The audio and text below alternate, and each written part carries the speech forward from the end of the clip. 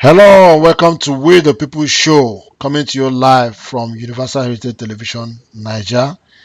And today we are going to be looking at the security situation in the southeast of Nigeria. Of course, we all know that Simon Ekpa has been arrested in Finland, and Simon Ekpa is a factional leader of the indigenous people of Biafra. He's been accused of being behind, lots of the violence that are happening in the southeast of Nigeria. And now he's been arrested in Finland, and people are worried. There's, anxiety in the air. People are saying, now that he's been arrested, what's going to be the consequence for the security? On the security situation in Nigeria. In the southeast, is it going to escalate the situation, or is it going to de-escalate the situation? In other words, is it going to be war or peace for southeast with the arrest of Simon Ekpa? And I've assembled two well-informed personalities that will be discussing this issue with me today. There are people who are well-informed about this issue. One is a lawyer who resides in the UK, and another is an activist who's also traveled all over the world and eventually has come back to Nigeria. And he's been a keen follower of some of these developments. So join me as I welcome my guests to the program. My first guest is Barrister Harry Fannon. Barrister Harry Fannon is a UK-based lawyer and will be joining us in the program. Barrister Fannon, you're welcome to We the People Show.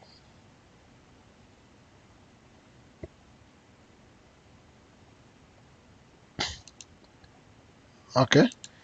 And we have the Emejuru Odinaka.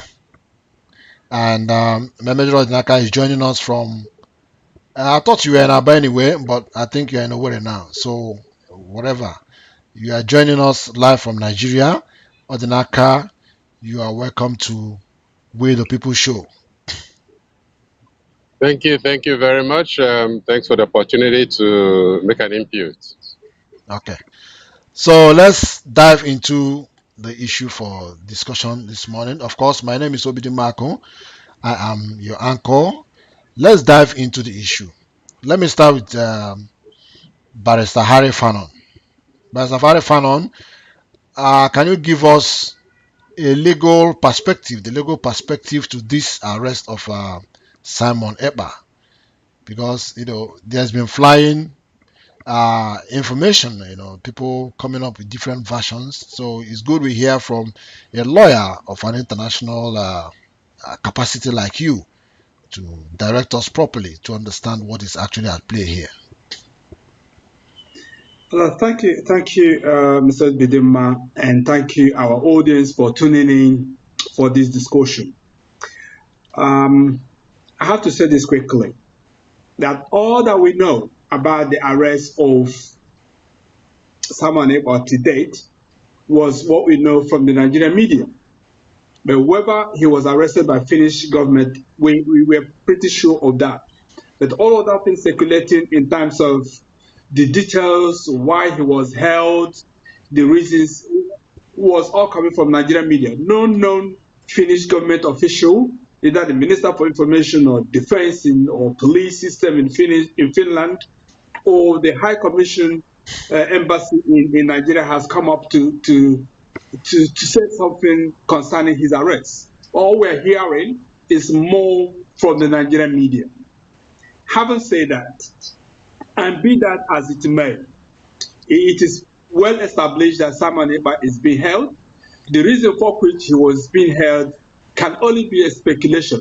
It is only speculation on the grounds that the Nigerian government or the Nigerians back home are saying that he was being held in connection with terrorism. He has championed and sponsored his pronouncements and radio programs are all fueling to destabilizing the Southeast in terms of the IPOB extraction. And I can only say this based on speculation. That is what I want to clear first. But let us assume that he's been held, Simon Ekpa is being held in connection with terrorism acts happening in Nigeria or elsewhere. Terrorism as a law is domesticated in Nigeria by Nigerian constitution, and we prescribe terrorism as an act. It is also not just a national law in the Nigerian constitution, it is also an international crime. So whether Simon Ekpa can be tried or deported or brought back to Nigeria for extradition, it becomes a very difficult thing to say, because as an international offense, terrorism, he can be comfortably be tried in Finland without necessarily being extradited to Nigeria, because this is an international offense. Yeah, we'll come to the issue. We'll come to the issue of extradition for now, but we just want to have a good perspective of what the legal case is. Okay, so let me come to Odinaka Emejiro. You've been an observer of developments in the agitation for Biafra by various groups. For the sake of foundation, can you give us a kind of foundational perspective into what is actually, because we have this recent agitation started with Masob, if I remember very well. It started with Masob some many years ago during the Obasanjo, is it Obasanjo or Yaradua era? I think sometime like that. And then, in fact, at a point, Ralph Wazirike, who was the champion of that movement, at a point he was incarcerated for a long time, later, severally anyway. And then at a point we had some, breakaway factions. We had the Zionist Biafra agitation movement. We had several of them, including the ones that have been going to court to, make mount pressure at the United Nations. And then we also have the IPOB. Can you give us a little bit of history of how we got where we are in this agitation? That is, if you know. Oh, we seem to have lost your audio there. Can you kindly touch your mouthpiece or earpiece, and let's see if we can bring you in. Can you touch it? Okay. Oh, it's not from you. Hold on. Yeah, it's okay. Okay. Can you hear me now? Can you hear me? Oh, yes, Okay. I can hear you very well. Okay. Can you hear me? Okay, yeah. So just quickly give us a little Thank bit you. of historical background to this issue. Very good. Thank you so very much. And thank you for the promotion that I've been all over the world. I've never been all over the world. I've been to a couple of places in the world. Yeah, I know Yes. you lived a long time in Japan. You also lived a long time in That's South correct. Africa, and now you're in Nigeria. That's So correct. yeah. That's correct. Yeah. I'm just trying to observe quickly. I think it's even on the records of the Nigerian government that many of us, including yours, most humble, have supported, and I still remain a supporter of the quest to free the entire Nigeria from the stranglehold that it has been going through from time immemorial. I like to believe that many Nigerians, both those from the southeastern part of Nigeria, are eager to see an unworking nation.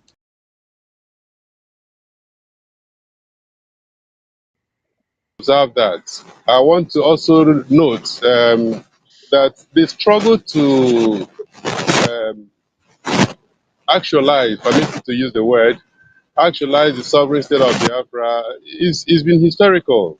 But let's take it back a little bit from when, like you said, the movement for the actualization of the sovereign state of Biafra, the MASOB that was formed and led by Chief Raf Wazirike. We then, I being a party to that movement, still a party to that movement, in the dream that one day, if we cannot get a political solution to resolving the Nigerian predicament, we should be able to dismantle it and start all over again. I am still very optimistic that one day a solution is going to come. But be that as it may, from time immemorial, we had always adopted a non-violent, I repeat, a non-violent approach to ensuring that this trouble, this problem called unworking Nigeria is resolved. But unfortunately, from the time the Simon Ekpas came on board, they took to adopt, or they seem to have adopted a more stringent measure, a little bit different or away from the non-violent approach that we had under the leadership of Raf Wazirike, and through to the time or prior to the incarceration of Mazi Nnamdi Kanu. These are men of repute in actual fact. So I want to say in honesty that uh, the quest to free the people. When I say free the people here, I'm not talking about just the Southeasterners alone. There are a lot of the groups in the northern part of Nigeria that is actually been begging. They've been asking for freedom. So it's also people from the western part of Nigeria. So Nigeria, in its how do you put it, really wants freedom, and that freedom, the approach is what could be different from one person or one group to the other. But otherwise, it is a known fact that Nigeria is not been giving the Nigerians what they expect of them as a country. Okay. I'll come back to you, Barrister Fanon. Let's look at the approach being used for this agitation, right? Presently, the IPOB, when Wazirike started his own MASOB, he had this non-violence, non-exodus. I don't know if there's another non that was attached to it, but I know I can remember. It looks I lost you. It looks I lost Yeah, you. I can hear you clearly. I can hear you clearly. So when Raf Wazirike started his agitation, we had the non-violence, non-exodus maxim, at that time, philosophy, for the movement. And then when IPOB came on board, actually, it's had this peaceful approach until, the hell got loosed. So what do you make of the approaches being adopted for this struggle? Presently, are you comfortable with the type of approach that is being used for this agitation? Some people have taken to extreme violence, and in applying this violence, even those who are supposed to be saved by the Biafran agitation are being casualties. We've seen Igbos being killed, children, women, properties destroyed, people kidnapped, a lot happening. How do you see this? First and foremost, violence pays no one any good. Taking away life doesn't pay anybody any good, either on the part of the government or the part of the agitators. Any form of exterminating life, taking away life that we didn't create, we didn't make, is wrong in itself. We know that the military in 2015 thereabout went about Nnamdi Kalu's house and killed all manner of people around. We understand at the time that about 28 people were killed in his father's house in Umuahia. And we also know as at the time as well that the dog or the pet was killed. It was all over the news. There was no need for that senseless killing, given that I understand, he was given bail, and there was a condition for that bail. Nnamdi Kanu broke that bell by congregating or being seen in a community of people. And because of that, the military took offense and went and did what they did by killing. We saw the videos littered. I just don't want to remember those horrible videos some years back. So what I'm saying in effect is killing either on the part of the agitators is wrong, or killing on the part of the Nigerian government via the military is also wrong. So having said that, killing is no good. That I have to say, violence is not good. That's what I have to say. Okay. So in essence, you think there should be some, reconfiguration of the approach to this struggle, if at all. Okay, let me just say this. Let me just say this quickly. I'm a lawyer, and I'm speaking in my capacity as a lawyer. And I'm not. I just don't want to be fanciful about it. First of all, the prescription of IPOB when it was done is illegal. It is illegal legally in the context that for a prescription to happen, the organization or the group you are prescribing has a right of reply under our law, under the Nigerian law, has a right to reply.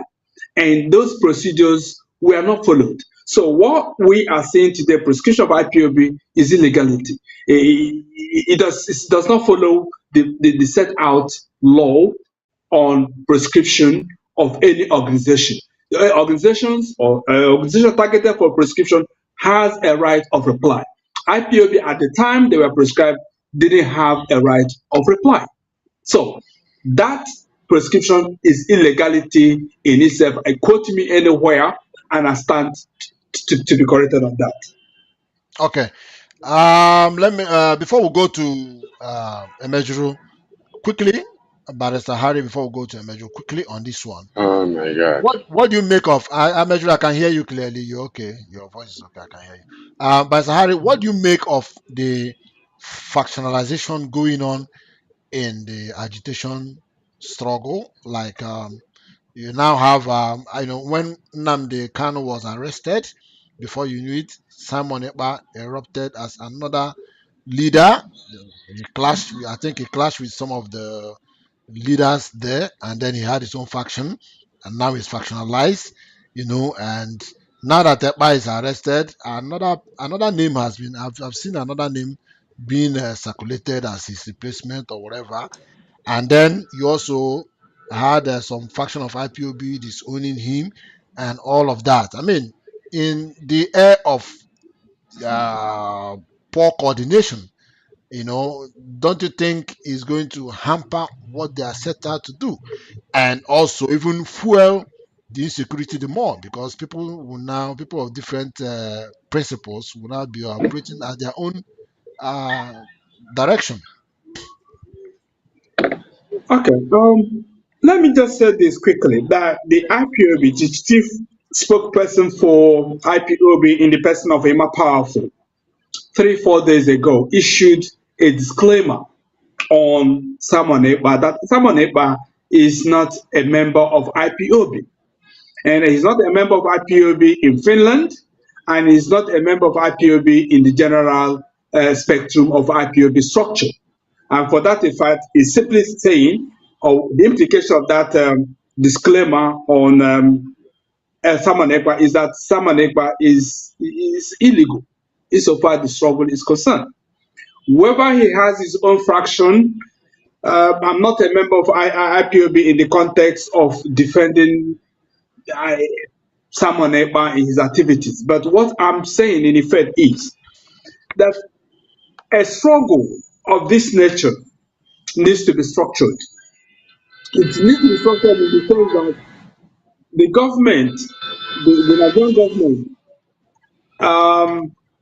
I want to say this, the Nigerian government should negotiate with IPOB or any other fraction that is asking for separation. We have them in Oduduwa, Yoruba land, asking by their leader, I've forgotten their leader now, Sunday Igboho. Sunday Igboho, seeking for separation. We also have in the north, What we have in the banditry and Boko Haram is also separation. Just in case we shouldn't forget that the Boko Haram is a separatist quest of having an Sharia. They want independent Sharia. They want a Sharia system. Yeah. Secular system. You see the same thing. We shouldn't lose sight of that. So the Nigerian government should engage. There's nothing wrong engaging. Engage with these groups, splitter groups, whoever they are, and come into negotiation and see if there's a compromise to that effect. That is what I want to say at this point. Okay.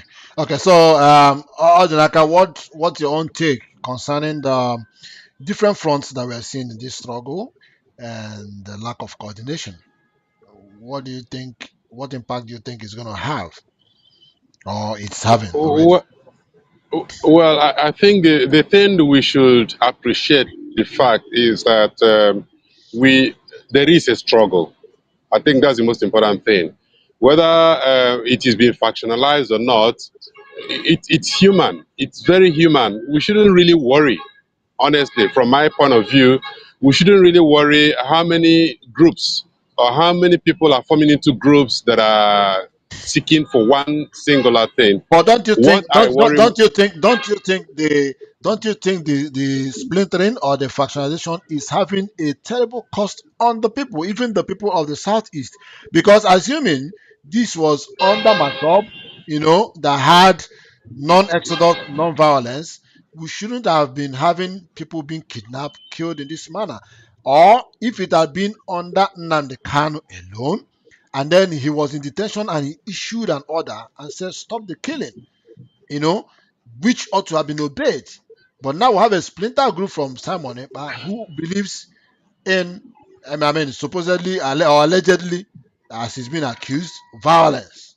So don't you think it's having a toll on the people? If it had a one, no, if it had one front. like I said, it is very human. I do not think there is any such movement that has never seen divisions or people forming into different groups. It is just human. We should just accept it that it is human. And as long as everybody who is seeking or who is actually leading any particular group is seeking the same mission, I don't think there's a problem. But well, whatever group that comes up that seeks to adopt a method that is illegal, that is unconventional, should be attended to. That's common sense. What that brings to mind now, when I said before that at the earlier times, about 20 years ago, when this movement was resurrected by Owazirike and his group, Owazirike at that time even observed that, look, if any of his followers wishes not to adopt or to follow his methodology, that person or group of persons are at freedom to form, but then they should be answerable to their method. I think we shouldn't really bother ourselves about how many groupings that are coming up to talk about the Biafran struggle. I think more than anything else, we should focus on the methodology by which any of these groups, if any group, that is my solicitation now, if any group wishes to go by a method that is not conventional, that group should be stopped because, like we've been experiencing in the southeastern part of Nigeria from a couple of years back now, there've been killings. There've been, innocent people have lost their lives, and I don't think any reasonable person will even support that. But just have, I don't know. The fact of the matter is, you cannot do anything about it. In fact, everywhere in the world, go to the history of every struggle in the world. There are different groups pursuing the same struggle. Okay, so let's now come to the issue of extradition to know if it's possible to extradite Simon Ekpa, assuming that what we are reading are correct, and of course, if the Nigerian government, we have had statements from various quarters in Nigeria. The defense headquarters have issued a statement that they are going to demand for his extradition. Which other office has also, I think the foreign affairs ministry has also, made similar comments. But now, looking at what Nnamdi Kanu is passing through, the manner in which he was extraordinarily um, brought back to Renditions. yeah, renditioned to Nigeria from Kenya. And of course, we know that in Africa, Kenya has become an extra rendition ground now, because even in Uganda, the opposition leader in Uganda, Kizza Besigye, a few days ago was kidnapped. Same way Nnamdi Kanu was kidnapped in Kenya, and now he's in Uganda and is facing trial. Right. So the same thing that happened to Nnamdi Kanu is same. So it's like Kenya is now the hotbed of extraordinary rendition in Africa. So that should be a warning also to anybody going to Kenya and you think you're running away from justice. Okay, so now considering what Nnamdi Kanu passed through, now and do you think the and Finnish authority, Finland being a member of the EU and their belief in human rights and all of that, do you think it might get to a point where Simon could be extradited to Nigeria? And does Nigeria have an extradition treaty with Finland?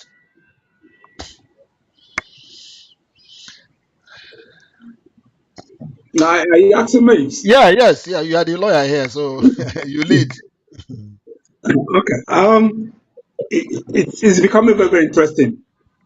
It is becoming interesting in the sense that extraditing Simon Ekpa, I want to say it categorically, it's a mission impossible. I do not care who is listening in Nigeria, but I need to tell them it's a mission impossible. It's a mission impossible in the sense that the crime for a terrorist acts is, like I said before, is an international law, and it is also domesticated in Nigeria by Nigeria in Nigeria as well. So, being an international crime, an international offense, someone can be tried anywhere in the world. He can comfortably be tried in Finland without necessarily coming to Nigeria to answer for any terrorist act. Terrorism is an international law as well as Nigerian law. Someone can be tried comfortably for terrorism acts if he is found to be in Finland without necessarily going to Nigeria. That, having said that again, under European Union law and under international human rights, you cannot take somebody to a place where Article 3 of the Human Rights Act, which is torture. I'm talking torture. On torture, you cannot send anybody to a country, to a place where the person stands to be tortured under the Human Rights Act, Article 3. So Nigeria human rights record is a bizarre. No sensible civilized government, be Finland or any country in the world, will ask, or will rather will send Simon Ekpa to Nigeria, knowing that the Nigerian human rights record in terms of torture or violation of Article 3 of the international human rights, nobody will send Simon Ekpa to Nigeria for that purpose.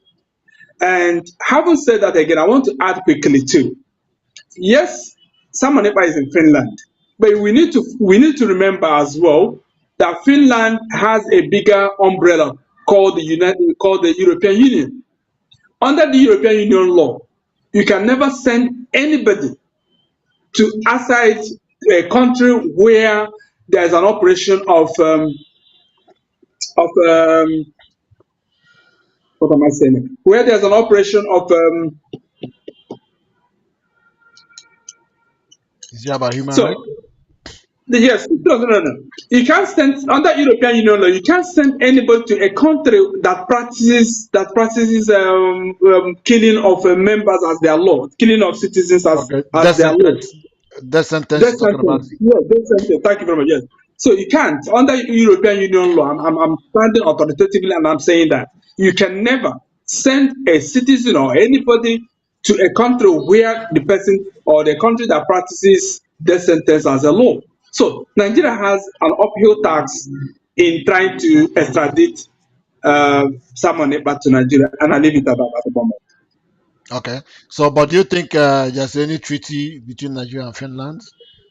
The much I know, there's no treaty between Nigeria and Finland. Even if there is a treaty, I'm talking of supposedly, even if there's a treaty between Nigeria and Finland, by European Union law, the European Union law overrides member states' law. I am talking now in my capacity as a lawyer. The European Union law overrides native members of European Union, overrides their native law. So, European Union law, wherever Nigeria has a treaty with Finland, say for instance they do, the European Union law violates that and it is not possible as well. Okay. All right. That will be interesting to watch and see how it goes. But, comrade Mejuru, if peradventure there's anything that happens and Simon Ekpa, is extradited to Nigeria, what do you think is going to portend for the security in the southeast? Because presently there are some, rogue elements in the southeast who have been creating a lot of insecurity, killing people, kidnapping people, doing all sorts of things in the guise of agitating for the release of Mazen Namdekano. Even though he has said nobody should do such for his sake. But some, I would say, either renegades or rogues are hiding under that excuse to perpetrate, you know, insecurity in the southeast. And then Simon Ekpa, who is being accused of being behind some of these people, is now being um, presented like he's going to be brought back to Nigeria. So if, assuming what Barrister Fanon has said, is overridden by whatever condition or whatever diplomatic pressure or whatever, and then he's eventually brought to Nigeria, what do you think will be the consequence? Yeah, thank you. The fact of the matter is, whether he is extradited to Nigeria or not does not make any difference. Borrowing your words, if there are rogue elements, or as there are rogue elements, they were there or they have been criminals with or without the arrest of even Mazi Nnamdi Kanu, with or without the rising of Mazi Simon Ekpa. They are there. So the criminality is a national issue in Nigeria. We all know that, especially when it comes to violent crimes, kidnappings, and killings for ransom and stuff like that. It's rampant here. So there's definitely not going to be any difference.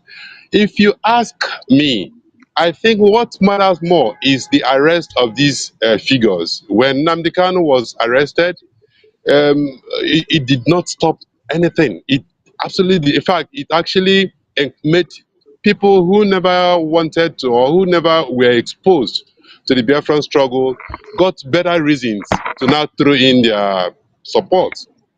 Now, if you're talking about arresting, since Simon Ekpa has been arrested, believe it or not, the Nigerian government is acting. In fact, one of the leaders or the political leaders in Nigeria is saying that at the time quoted Nigerian intelligence as has failed.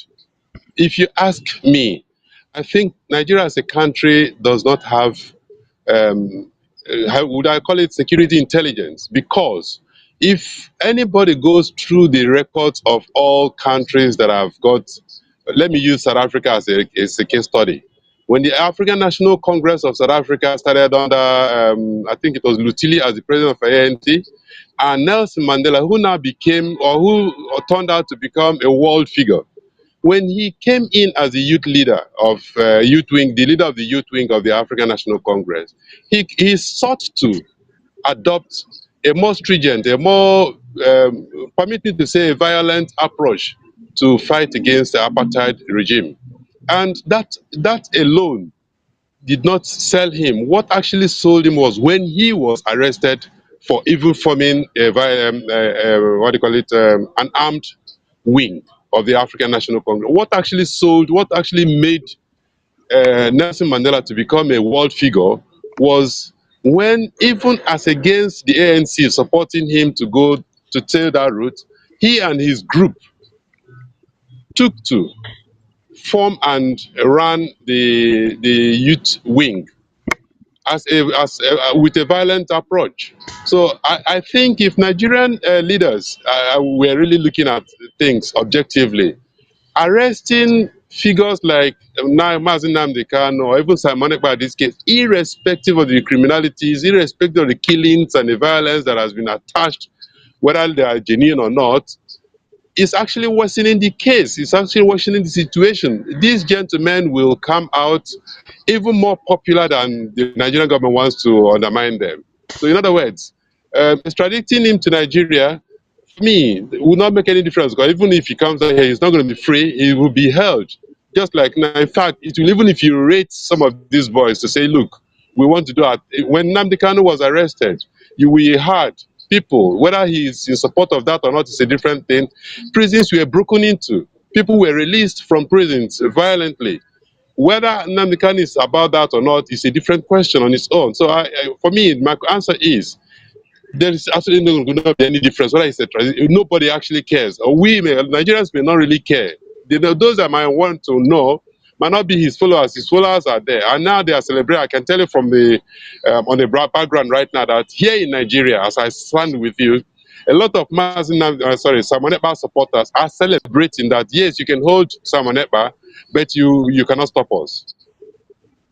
Okay. Well, I wish the government will be able to listen to some of the things like that you said, But it seems the way the issue of agitation and agitators have been handled in Nigeria is some people accuse the government of having an ethnic bias over it. Like Barrister Fanon said, in the north you have those who are indirectly agitating for a separate environment, like Sharia and all of that. In the southwest, it is pronounced that you have what do they call it, Yoruba nation agitators, and I think they have factions too, because you have Sunday Igboho, you have the other one, the other lady who is in UK, the Abiola lady, whose members went to invade the Oyo State government house, the other day, and then in the southeast you have the IPOB and Masom and all of that. But people are saying now Sunday Igboho and some Boko Haram, elements who were arrested have been released. Sunday Igboho is traveling everywhere. Even Showore, who was accused of terrorism and all of that, treason, for his call for revolution now, he has also been released. His charges quashed or dropped, and it all remains Nnamdi Kanu. People are saying, look, this is different strokes for different folks in Nigeria. Do you subscribe to that, Barrister Fanon? Do you agree to that? That is different strokes for different folks when it comes to handling the agitators and their charges in Nigeria. Well, these are difficult questions, but I permit me to take a little bit different tone to it. I say that because first, the Boko Haram are asking for the Islamic State in the north. That being the case, we do know that Boko Haram agents are being rehabilitated and inducted into the Nigerian military. Is it not funny? Somebody who is a separatist, Boko Haram, and then you get hold of them and then you reintroduce them into the Nigerian military or forgiving them and they become part of rehabilitated and inducted into the military. It's pretty wrong. So it's buttressing what you're saying, different strokes for different people. IPOB in the southeast, I am saying, whatever is that agitation, if you've married a woman for 50 years, in this case, or for however long it is, you've married the Southeast for 50 years, and for some reason that woman says, I'm going to divorce you, that will give you a concern. I repeat myself. If you married a woman for a good number of years, 50, 60, no matter how long you've married the person, and that particular woman wakes up one day and say, I'm going to divorce you, If you still love the woman, you will want to hear him or you will hear her out and say, what's the problem, that darling? Is there anything I'm doing wrongly? Is there anything I can mend? Is there anything I can do differently?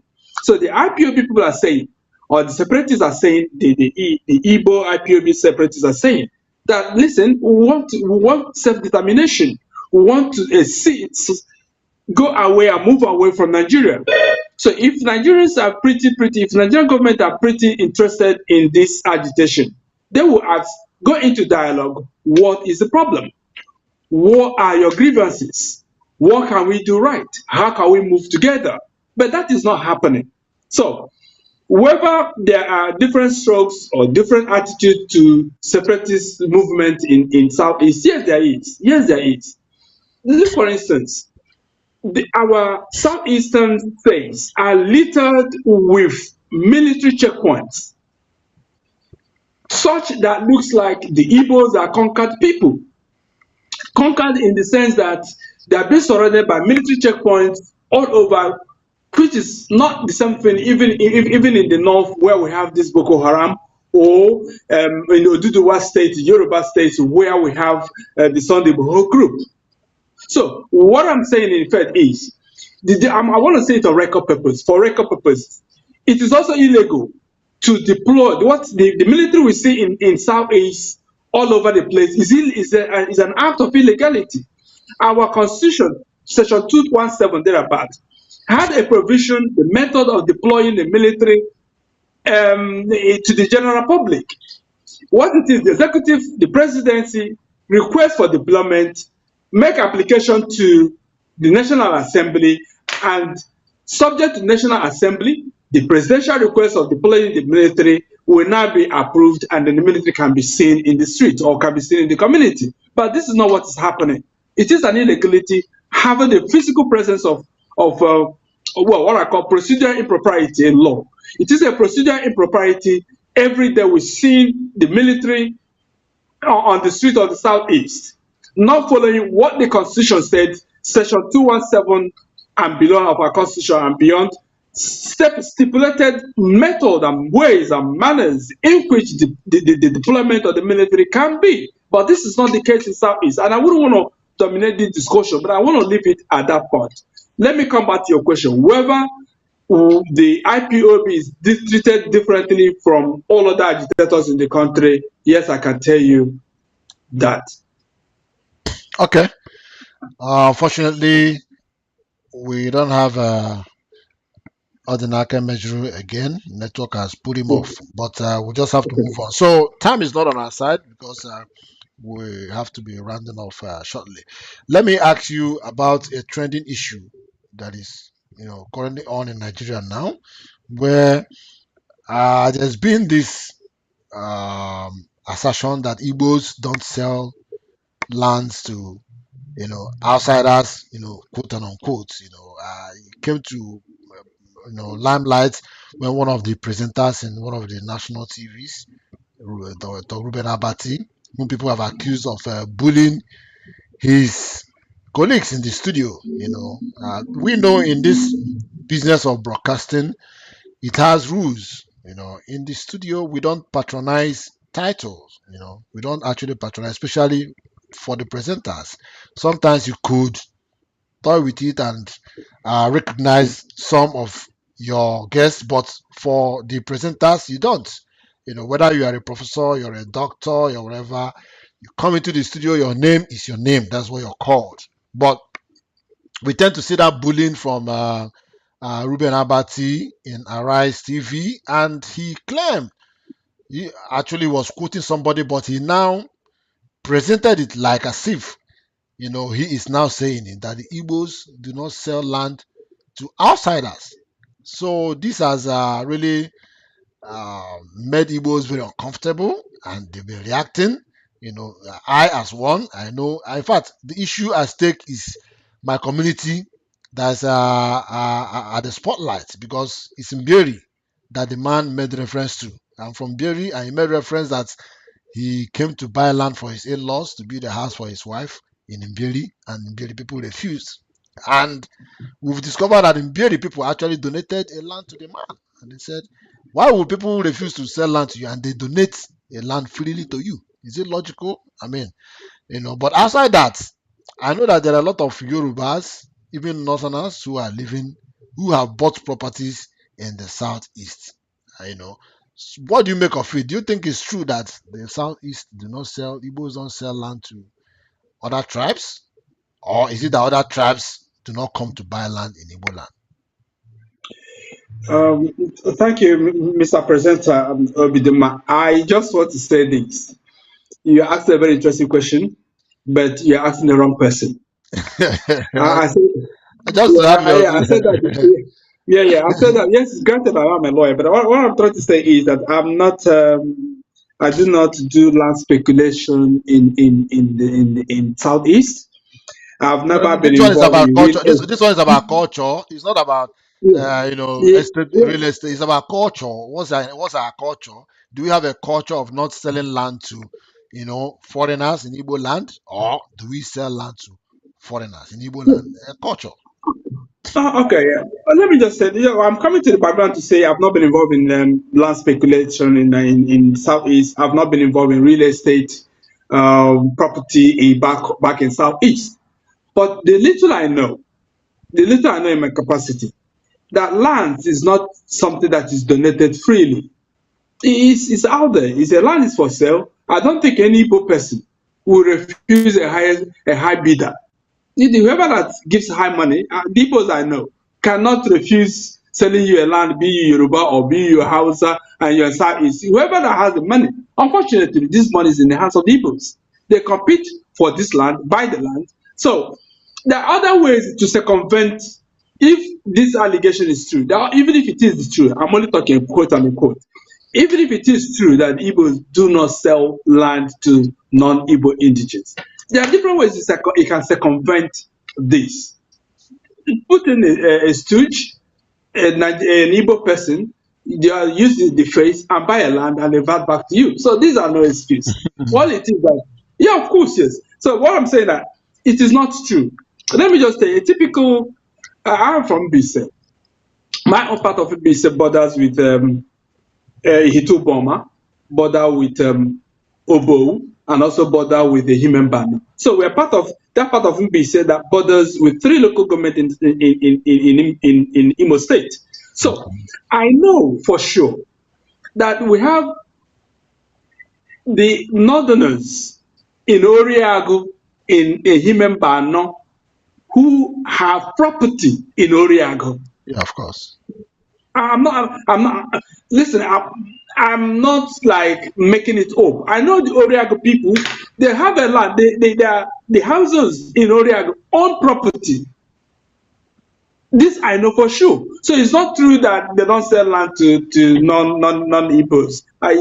It's only, I don't want to believe that. And the other bit is Dr. Ruben Abati was saying that in the context of one Benson, he says, who wants to be the property for in-laws, and they didn't say him land. So I cannot, well, these are not verifiable. He would have helped us to verify who is Benson. Is this true? Is it lie? So anybody can come up with all those trying to castigate the Igbos in the light of that. Yeah. So, but what I'm saying is, Another angle to it is people are saying probably Mr. Benson was cracking a joke in a function. Maybe he wasn't so serious about it. Maybe it could be a joke. Recently you had Rocha Sokorocha threaten Akpabio at Ifeanyi Uba's burial that they will come and take back his wife. That's a cracker, right? That's a joke. yeah, that's So correct. anybody could, Yeah, we saw that. after 20 years, somebody could come and make reference to that and say the Igbos, when they marry their daughter to you and you don't do their bidding, they will come and take back their daughter or threaten you, and it becomes a serious issue. So that could have been maybe a joke at the time it was said. Mr. Presenter, let me just say this. Let me just say this for record purposes. I wouldn't think that the Igbo man I am, or the Igbo community I belong to, will not, if you bring the bag of money, you want to buy a land, and you're the highest bidder, That's it. they will sell. There's this saying that the Igbos, are lovers of money. They love money too much. So Yeah. I So wouldn't see somebody. if Yeah. you want to So know if an that Igbo is man the is dead, case, they say if you want to know if an Igbo man is truly dead, bring money to his ear. And if he doesn't wake up, yeah, then you know he's dead. yeah. So there's no way you're going to dangle a big offer to an Igbo person, be you Yoruba, be you Northern, or whatever thing it is, he's not going to sell. It is not possible. It's not really quite possible. Yeah, yeah. Yeah. But the Okay. point is, Yeah, being fair to the Northerners, they because of the way they have been structured, they're not investing in the communities where they find themselves. It is a established fact. yeah. And also, I think it's about style of people. The Igbos are the kind of people that wherever they go, they try to acquire properties. You know, it's not. I don't think it's peculiar to Lagos or Kanu or even here in Canada. You know, the if you take kind of check people, Nigerians in Canada who own properties here, you see that majority of them are Igbos. Even here in Canada, majority of the people who own properties here are Igbos, and I believe it's like that everywhere. So it's the nature of the Igbo man to acquire properties wherever he is. He tries to make wherever he goes his home, right? And that shouldn't be a reason why, I mean, they should be victimized or targeted as you are seeing today. You know, like in Lagos and some other places in Abuja, you know, these anti-Igbo sentiments, you know, going everywhere against them and all that, you know. Okay, unfortunately, time is not on our side. We are going to be wrapping up the show. I don't know if um I don't know if Emejuru is back and if you can hear us. Are you back? Can you hear us? Hello? Yes, Oh, the Nigerian thing unfortunately, happened. yeah, I know. Nigeria has happened to you. They say when Nigeria happened to you, you know. So Mhm. Nigeria has just happened to you, you know. So That's it. just Yeah, we can excuse that. yeah, yeah. You just have to bear it anyway. Anyway, we are wrapping up the show now. So let me have your final take on the issue as we wrap up. What is going to be your message out there to both the Nigerian government, the agitators, and I mean everybody? And we are approaching Christmas, right? People are planning to come home, the southeast. You know, what's a message about security in the southeast as people want to come home? Thank you. Two things. First, I read where Ohaneze Igbo were saying with the arrest of Simon Ekpa, there will be outlook for a peace. I think it's just so wishful that it is not practicable. So I want to observe to say, let's not think with the arrest of Simon Ekpa that peace might be returning to our lands. Let's do a little more and face criminality and treat criminality different from the Biafran struggle, irrespective of which of the figures that are in the net. With or without Simon, but criminals will continue to do their crime. In other words, um, I do not foresee, except what's stopping, like the barrister said, what's stopping Nigeria from calling some of these agitators to negotiate? What is stopping that? So I'm passing a message to Nigerian leaders to say, please, your best approach to some of these challenges is dialogue. Just dialogue. Continue to negotiate for dialogue until you get it. The idea of going around and you know, allowing people to misbehave is not going to help. More so, well, Christmas is around the corner, insecurity is there. Well, our listeners should please be more careful. I don't know how much more careful you can be in Nigeria to be safe anyway. Never I enough. really don't Yeah. know how much more safe. Yeah, but for the sake of saying it, we'll just encourage ourselves to be safe, move around very safely. On the issue of victimization of Ndibo, do we still have to continue to say it? It's only painful when, after every other day, when people get exposed to the outside world, when they claim to have been educated, when they claim to have traveled around the world, I do not see why somebody, I want to use the Abati story here, somebody so prominent can make such a reckless statement as if somebody has come to Alibo, to the southeastern part of Nigeria. They say, I want to buy land. Somebody denies it. Please, Abati and Co., I have a land for sale in Hitoweri. Please, I will offer it to you half the price that I can give you to another Igbo man, so you can be able to buy land from my Hitoweri. I'll leave you with that. Thank you. Okay, I know that my mechanic, before I traveled, my mechanic in Owerri, in Oji, he's a Yoruba guy. He bought 2 plots of land where he, set up his mechanic workshop. He's a Yoruba guy. He bought 2 plots of land in Oji. As competitive as land could be in Oji, he was able to get 2 plots of land there where he's doing his business. Okay, so Barrister, what's your parting word? Just 1 minute. What's your parting word as we leave?